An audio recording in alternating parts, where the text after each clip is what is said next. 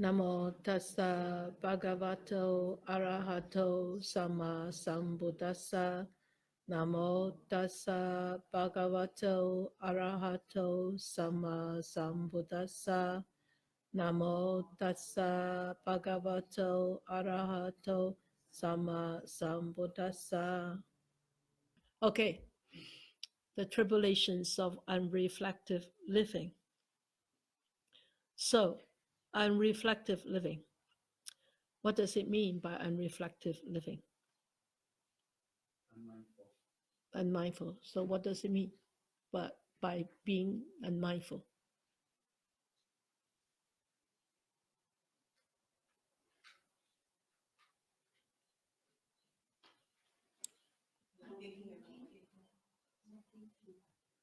No thinking about what you were doing. So you're not aware of what you are doing at any moment of life. That's unreflective. And of course, in this unreflective, there is a hidden meaning in there. What is the hidden meaning behind this word unreflective? I think ignorance. Yeah, ignorance. So that when one is not living reflectively, that means one is really living out of ignorance. Unresolved mind. Unresolved mind, yeah. And yeah, so that's unresolved mind is a very disturbing mind, right? It's very distracting, very disturbing, and sometimes could be disrupting, right? Okay, so understand the hidden meanings of words. I know being speaking people, you just understand them, but for the Buddhist teachings, there's always very deep hidden meanings behind the words. And for some of you, you probably haven't heard me saying that recently, but for the old folks, they know. I always say that the English language is really not deep enough to expound, to explain the really deep meanings of of the Buddhist teachings. But that is what we got. That's what we got. So we just have to be happy about it, right? Okay. So this is the thought of painful feeling. Okay. So where the Buddhist in this whole subchapter, it says the Buddha said, monks, when the uninstructed worldling experiences a painful feeling, he sorrows. So that is the first one. He sorrows upon something, maybe that he disliked, maybe unsuccessful, uneventful, or not according to his expectations. And of course, in here, the dart of painful feeling, in this chapter, it actually points especially to a few experiences that we will go through in life. Which feel?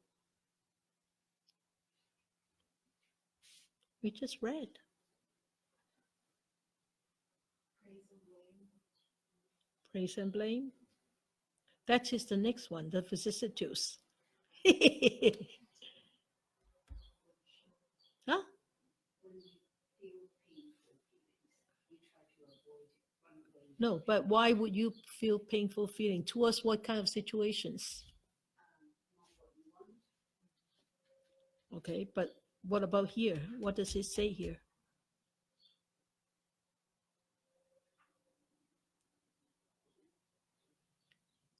Bodily and mentally. No, bodily.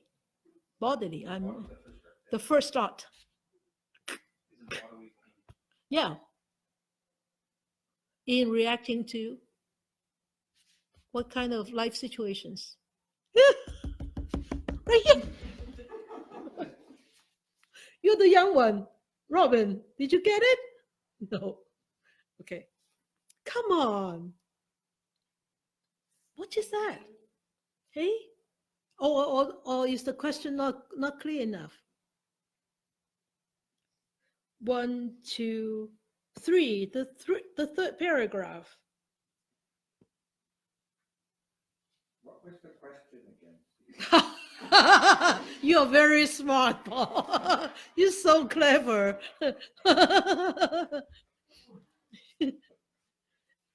Attached to what? Yeah, but what kind of life situations? Exactly. Yeah.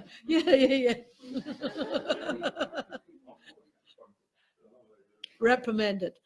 Yeah. We attach to birth, aging, and death. Do we really attach to birth, aging, and death? Do we?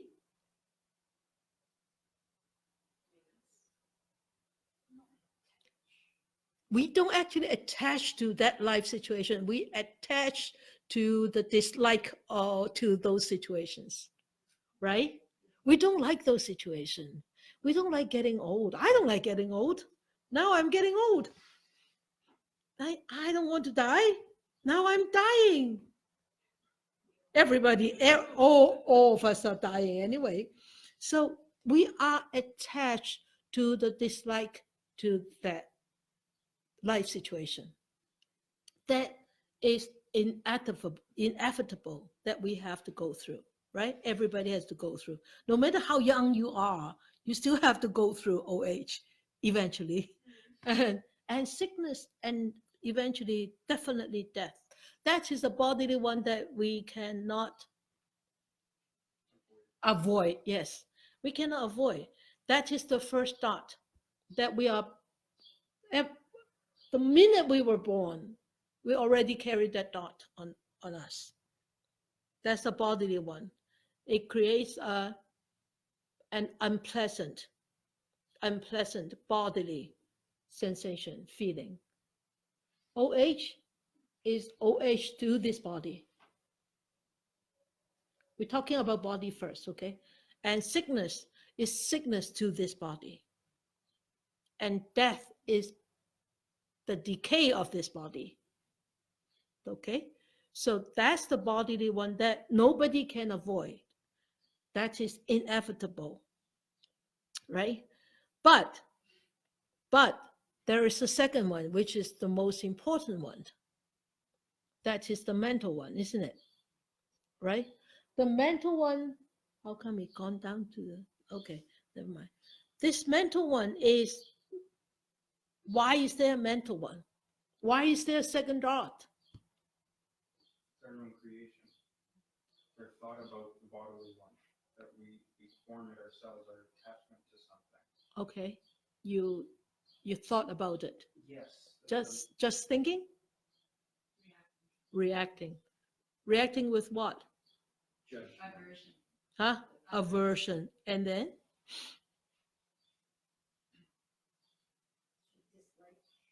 Dislike.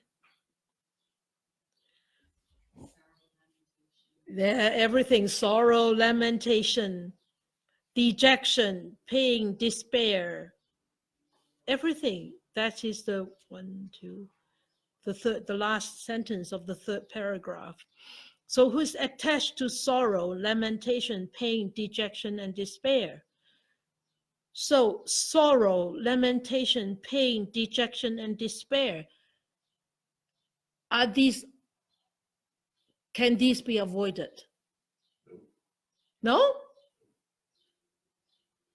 Then we should throw this book away. What about you, ladies? What about you, young and old men? Yes. Can it be avoided? Yes. Can it be avoided? Yes. Can it be avoided? It can be avoided, but it's difficult, isn't it? Through mindfulness. Yeah. Yeah. Very good. Through mindfulness and also through the cultivation of acceptance. Cultivation of acceptance and also equanimity, the balance of mind. We will talk about that in the next one. So this is actually very important. The second, the mental one, is optional. All right. So So you see, he sorrows, he grieves, he laments, he weeps, beating his breast, and becomes distraught. When we encounter difficult situation like those, sometimes we do get distraught and really getting ourselves all worked up, right? So, but remember, when you start to get distraught and all worked up, you already been hit by your own second dart. Nobody hits you. Nobody hits you. You hit yourself. Okay. So, and for the second one, if you don't hit yourself, then you don't harbor any aversion. When you don't, why would somebody harbor aversion towards the bodily thought? Because the underlying tendency. What is the underlying tendency towards aversion? Escape, ignorance, isn't it? And To fill it with sensual pleasures. yeah, what is that? One word. I want one word. Reaction. No, I'm thinking attachment. attachment. What is another word for attachment? What did you say? Clinging. Another word for clinging? Craving. Craving. That's the underlying tendency, craving. Right? So why would did you understand this last week? Not quite. Yeah, you just read it. It's actually it's better to really go through like in such detail. So the underlying tendency towards painful feeling lies behind this. What is the underlying tendency? The craving for pleasant situations, sensual pleasures. The more we crave, though, the more we feel pain. Yeah, that because you're hitting constantly hitting the second and the third. You see, the bodily dart, you only have one dart, but you could have thousands of darts, not just the second dart, the third one, the fourth one. Anytime that you start to crave, another dot, another dot, another dot. So we constantly step ourselves every day, days in and days out. Okay, so then he starts to seek delight in sensual pleasure because the underlying tendency to lust for pleasant feeling. You see, that is the real thing. The underlying tendency to lust. That means the strong craving habit in the underlying deep down in the mind. That's that's the cause for the so many dots following the bodily one. All right. So why don't we understand? Now we know, well, yeah, that's under now sister said underlying tendency for lust, to lust for pleasant feeling. Now I should be tomorrow I should be free of all this lust. And anytime I'm hit by a bodily one, I won't lament, I won't sorrow. But tomorrow we will still sorrow, we will still lament. Why? Seeds. Huh? The seed. The seeds, okay. How many seeds of lust do you have? Yeah. What situation sprouts the seed? Yeah. The mind playing tricks to sprout the seed. Yeah. That's the yeah. It's the constantly changing and exactly. Does the mind really continuously and constantly be aware and be able to actually hold it in place, right?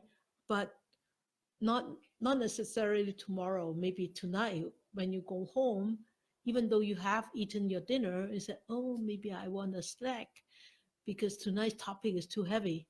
I need some chocolate to sweeten myself up. That's awful. That thought actually was slipping in my mind while I'm sorry. No, that's pointing out exactly what I. Hide the chocolates. Yeah. Okay. So why? Because he does not understand. He does not understand what? Because there are a bodily dots and then a mental dot, and he does not understand why. It really is the origin and the passing away of your sorrow, of your lamentation, right? And of your feelings. Origin, that means the arising, passing. What is this?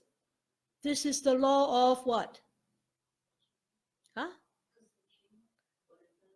Law of causation and law of our existence, isn't it? Everything arises, they stay for some time, they go. That's definite. Just like us. We were born, we live, and then we die. No matter how much you don't like it, it happens. We are we don't constantly remember. That's the problem. We don't constantly remember. And we don't constantly remind ourselves to remember. With death, though, like, is it the fear of the pain of it, or is it just the fear of passing? Or It depends on everybody is different. What do you scare of? I guess the unpleasant. The pain, yeah, yeah. Everybody is different. But Somebody, I guess with the death, there's a bodily one and a whole bunch of mental ones. Because then, yeah, if you think of regret, then you have, yeah, you know, if you're not even close, you can get close to it by just having too many mental darts, right? yeah, yeah. Very good, very good. So don't stab yourself every day with a mental dot. All right. So, yeah. Some people are scared of the pain. Some people are scared of the separation from the beloved ones.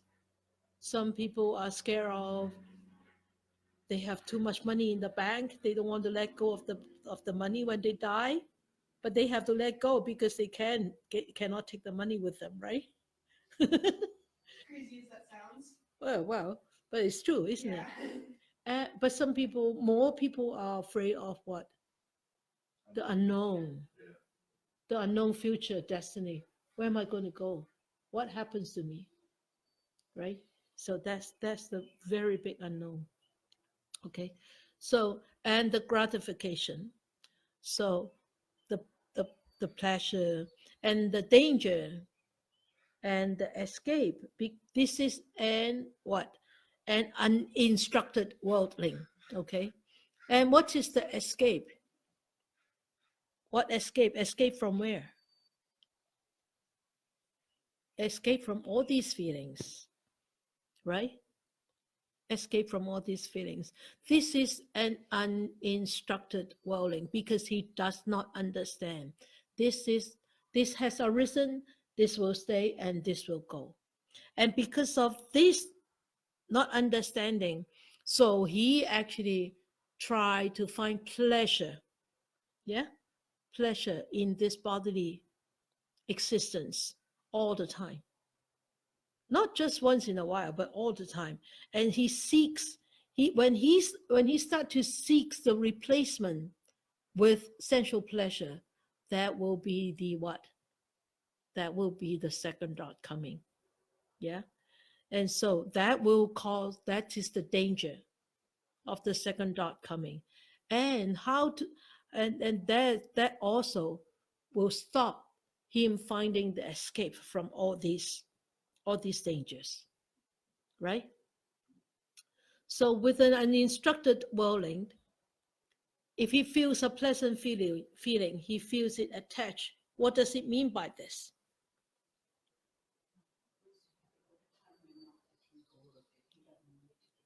So he attached to that pleasant feeling. But if he feels a painful feeling, he feels it attached too. So isn't it contradictory? Why not? What does it mean by this? He's reacting to the painful feeling and attaching to He doesn't like it, right? He doesn't like it.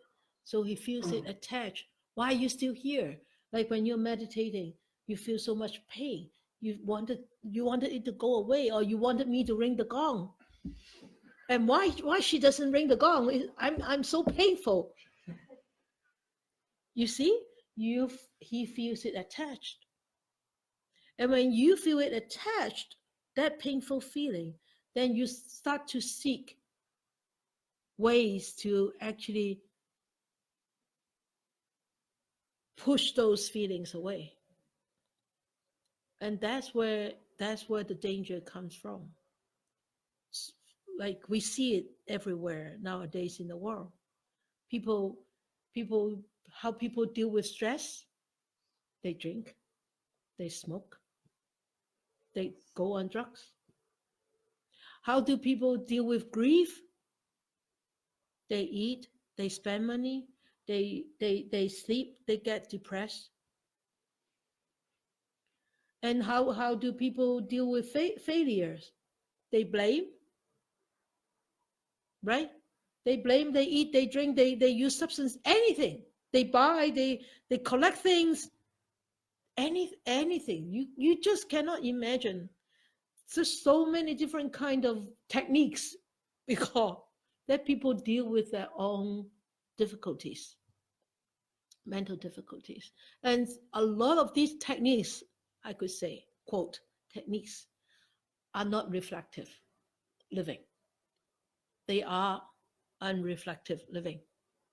Yeah? Agree? Good. So if he feels a neither painful nor pleasant feeling, he feels it attached to. That's the same. Okay, this is uninstructed worldling. So uninstructed worldling who is attached to birth, he's at aging and death, who is attached to sorrow, lamentation, pain, and dejection and despair, who is attached to suffering. So these are all the results of uninstructed worldling. That means somebody is not living the life reflectively. So they trap themselves in to this unreflective living. Okay, and then whatever difficult situation that they encounter, they will definitely not able to deal with them with reflective mind, and they will definitely be stepping themselves with the second and the third and the fourth and the fifth thoughts. So you want to become an instructed one, or you want to become an instructed one?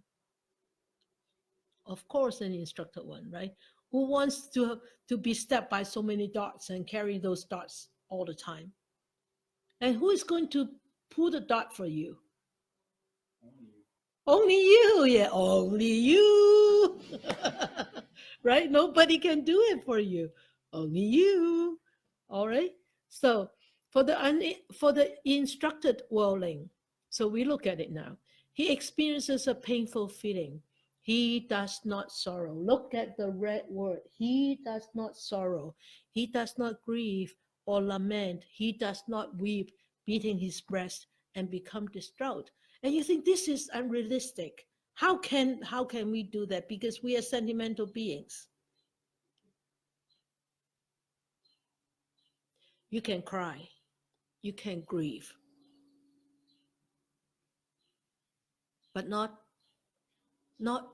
like crazily grieve, crazily cry. You cry because yes, you are separated from a beloved ones, or you lost something, whatever.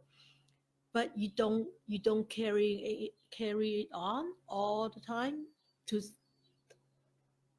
to that extent all the time. You gradually come out and say to yourself, I need to find a way to come out of this difficult time, to pull the second dot out and accept the first dot as it is. Okay, so he feels one feeling, a bodily one, not a mental one. It's difficult. I tell you, it's difficult, but it's possible. I'm sure you all agree with me. Have you ever, have you ever experienced any difficult situation, bodily one, and and and then you step yourself with the second one? Were you able to pull the second one out? You were. Otherwise, you won't be sitting here, right? And so we are able to do it. We are able to do it, but how fast and how far we can go, that depends. All right. And with an instructed worldling, that means with an instructed disciple, that means one become aware sooner and stay being aware longer. All right. So when he experiences same painful feeling, he harbors no aversion. That's very important. When you harbor no aversion and you stop asking why me? Why not her? Why not him? Why me? A lot of times when we experiences this kind of situation, we always ask why. Why does it happen to me? And behind this question, why does it happen to me? That means it should happen to others, not to you. Is it true? Yeah. Thank you for agreeing with me. Yeah. But we all know the law of causation. It happens right here, right now, because of all conditions coming together. So it happens. When conditions don't come together like this, it doesn't happen, right? So how fast can we realize? Can we bring ourselves back to the awareness? Oh, this is conditioned arising. I don't know how to phrase this, but like when you see a person where it doesn't seem like they have many challenges, and then you see another who has a lot more challenges. Does the first person that seemed to have the lucky road in life have more challenges in the ways that people don't see too much because when something hits them, then their challenges become harder than if someone was just unlucky? Yeah, yeah. But you know what? We don't really have to compare our life with others. No, not at all. No, no, because we all carry a very different baggage. We talked about that last time when I mentioned the word karma, remember? Yes. Yeah. Some of our bags are filled with like big rocks. Some of our bags with like little rocks, maybe uh, a little gem here and there, right? So we it's really no need to compare and no need to envy people. And oh, why my life is so difficult? Why he's so bad, but yet has such a good life and such a loving family and so much money and blah blah blah blah blah. We haven't seen what he has done in the past and what kind of seeds are actually maturing now. And it doesn't mean that he's bad now. The seeds that his behavior has planted right now, this life, you haven't seen is maturing yet. You might not be able to see it. It might not mature this lifetime, because in the Buddhist teachings, we have many past lives. Now we have this present life, and we have many future lives. That's why there's always hope for the better, because there is a future for us. It's not like Western religion. After we die, we either go up there, or we go down there. No, it depends on how much we do this life. Okay, for example, if the past of this lifetime I haven't been a good person, at least now I realize, then at least now I can start to be a better person for the rest of my life. Now I'm planting good seeds, and I am helping those seeds that I have already in there to have the right kind of nutrients, and so that they will be right mature into becoming a better and a more fruitful seed, right? So that's the optimism, and that's the optimism of having a future life. And don't look at future life just like the life after you die. No, tomorrow is the future day of this life, isn't it? Next year is the future year of this life. So the future actually depends on right now, right here.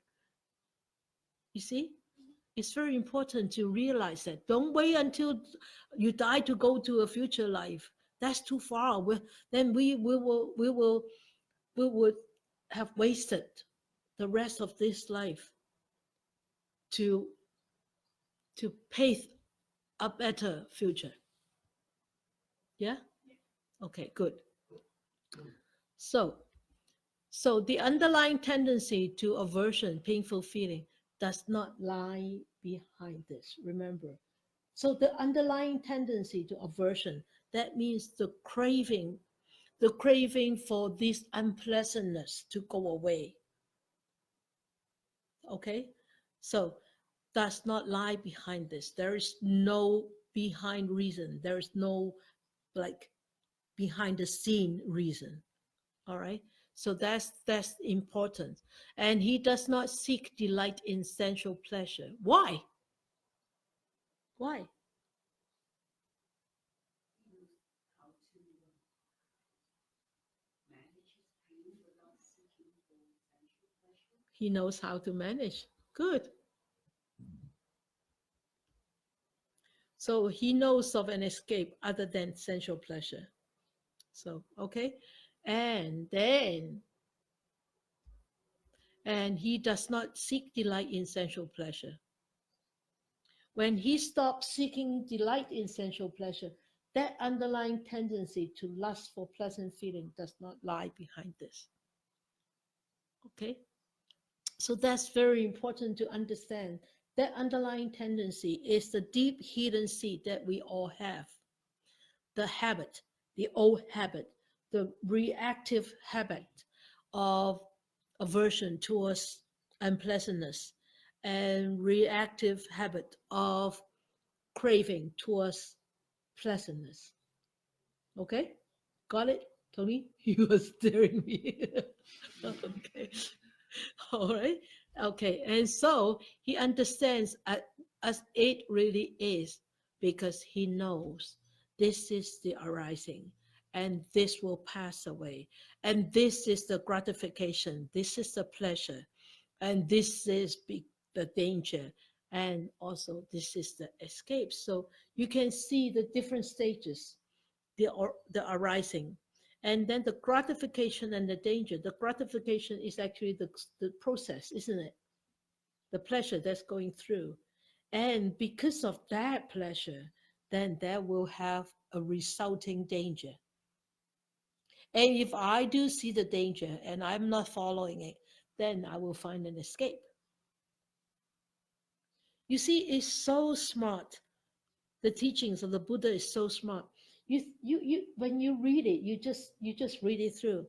But when you start to see deeply, you see the different stages of that kind of experience, the arising and the passing. But through the passing, each passing, yes, arising, and then you start passing until it's completely gone.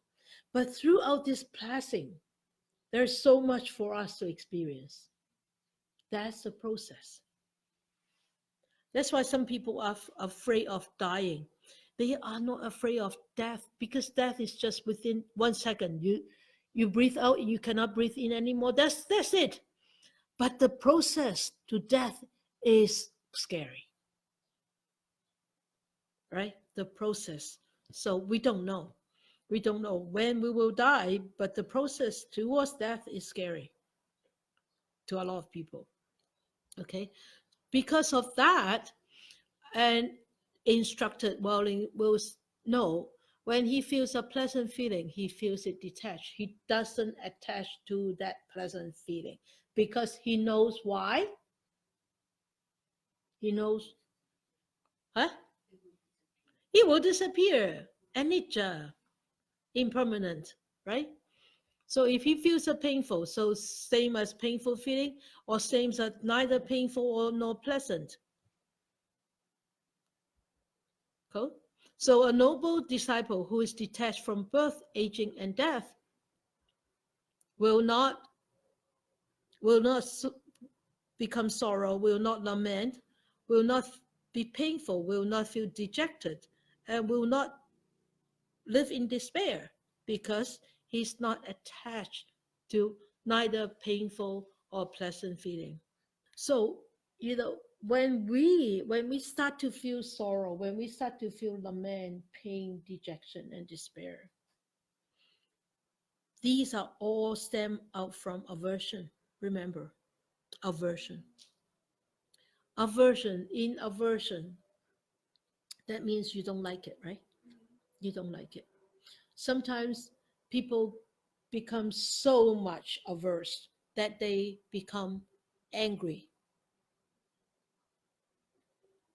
When you are angry, when you are angry, who is the one being hurt? You really? Dana? Both. Who is both? The people around and yourself. Yeah. When you cannot deal with that anger will just explode.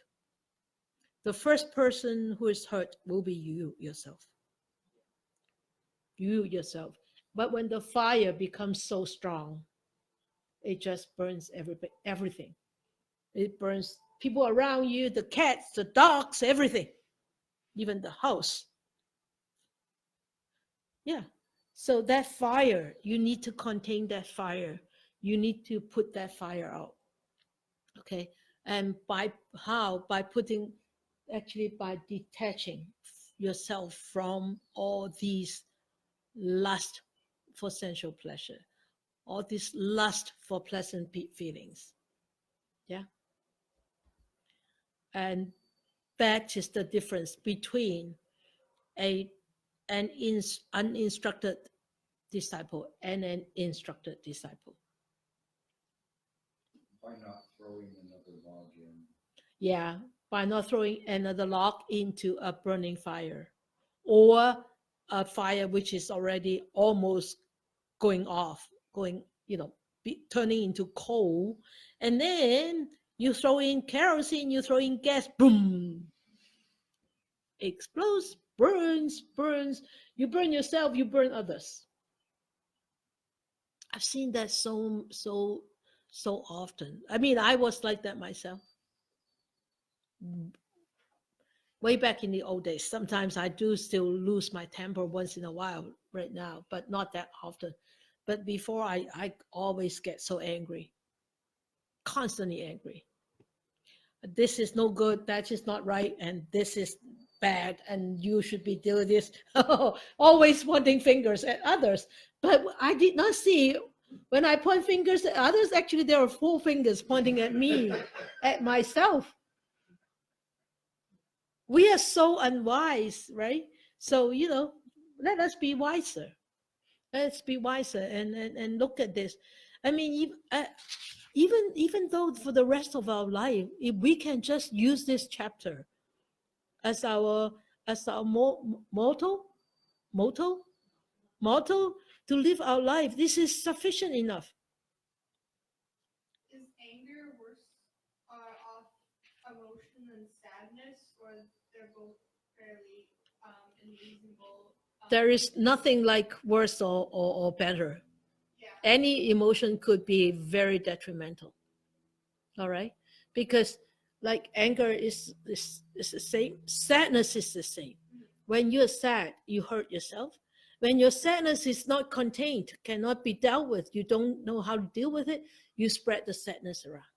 Instead of the anger, is it just the mindful results of knowing that you're angry and detaching? Yeah. Because like when I get angry, so if I don't feel like I can do anything because I'll react poorly. I get sad about that. Yeah. Well, then you step yourself with the second dot. The Oh. sadness is the second dot. But when you get angry, you just say, okay, let me take a few deep breaths. Or let me just go and lie down and go back to my breath. And just allow that anger to pass away. Don't expect it to pass away instantly. It can't. It needs to come with your practice, okay? When you get stronger, your practice get stronger. That you become aware of that emotion faster. And then you can stay focused to deal with that emotion longer. Okay? Liz, you have some question? Does this mean you should detach from all pleasant feelings? No, it doesn't. You should not attach You should not attach to pleasant feeling. You don't need to. You don't. Detaching and attaching is very different. Okay, so Detaching, you become too cold, right? But when you don't attach, you still can enjoy. You experience, but you're not waiting for it to end, and then all of a sudden it's gone, and you're like, oh my gosh, it's gone. Yeah, it's gone. like Dairy Queen. Dilly bars. Dilly bars, yeah. We haven't talked about dilly bars for a long time. We should talk about dilly bars. My favorite ice cream is dilly bars. I'm not advertising for Dairy Queen. But when I don't get a dilly bar, I don't start sitting and crying for a dilly bar. Give me a dilly bar. I don't want this ice cream. This is no good. Enjoy whatever there is for you. And when there is a dilly bar, oh, dilly bar. When there's no dilly bar, oh, no dilly bar. It's okay. It doesn't mean that we become numb. No, we still enjoy life, but we don't get too elated. We don't get caught up.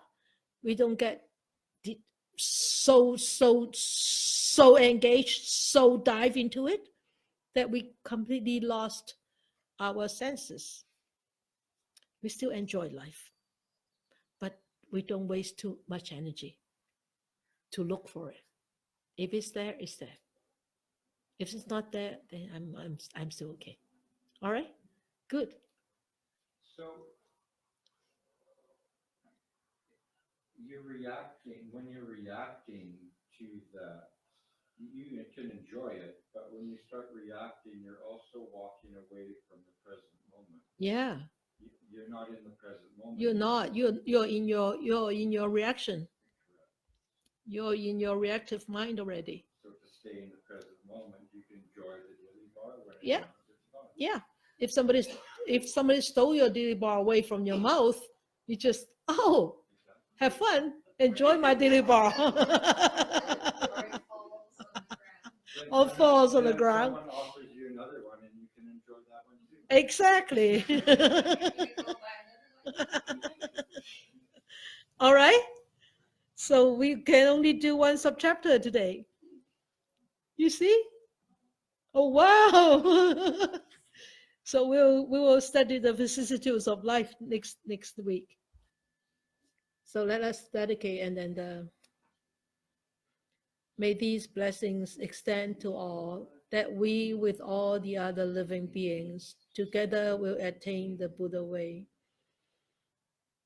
May we share all our benefits with all the sentient beings, human, non-human, visible, invisible, big or small, far or near. May they be happy, may they be peaceful. May we wish more and more people will encounter the words of the Buddha, study them, practice them, and help themselves to be liberated from their own sufferings and attain the ultimate freedom and happiness.